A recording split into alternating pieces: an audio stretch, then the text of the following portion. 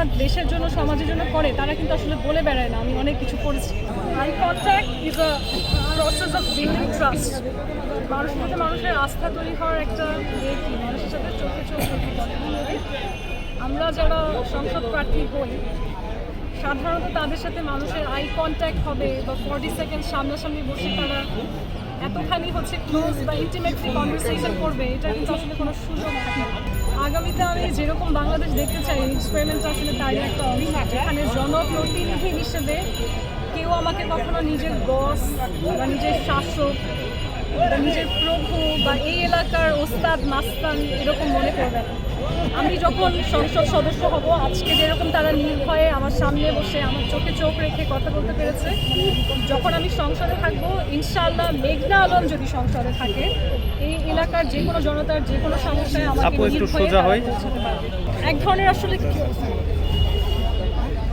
How do you explain this, এক ধরনের গৌরব থাকে আমি মানুষকে শো অফ করছি।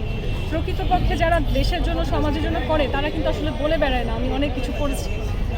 আমার স্বল্প জীবনে যতটুকু সম্ভব হয়েছে আমার জ্ঞান বিতরণের মাধ্যমে কিংবা আমার যতটুকু সামান্য আর্থিক উপার্জনও ছিল সেটার মাধ্যমেও আমি প্রতিষ্ঠা করেছিলাম একটি ইয়াংদের সংগঠন, যেটার নাম ছিল একত্র 2013 সালে। সেই সময়ে আপনারা রানা প্লাজা ধসের কথা শুনেছেন।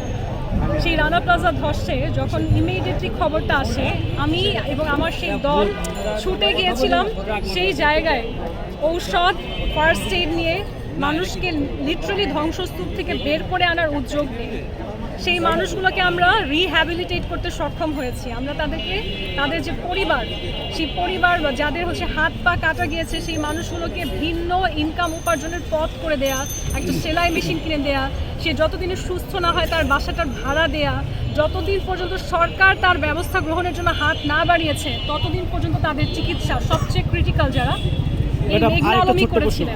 গত 11 বছর ধরে আমি বাংলাদেশ এবং আন্তর্জাতিক বিভিন্ন দেশে পলিটিক্যাল এডুকেশন, রাজনৈতিক যে শিক্ষা, কিভাবে আসলে রাজনীতি করে, কিভাবে একটা রাজনৈতিক ক্যাম্পেইন করে, কিভাবে রাজনীতির উদ্দেশ্য কী, মানুষের কাছে কিভাবে পৌঁছায়, এই যে মেকানিজমটা এটা শিখে আসছি সারা বিশ্বে।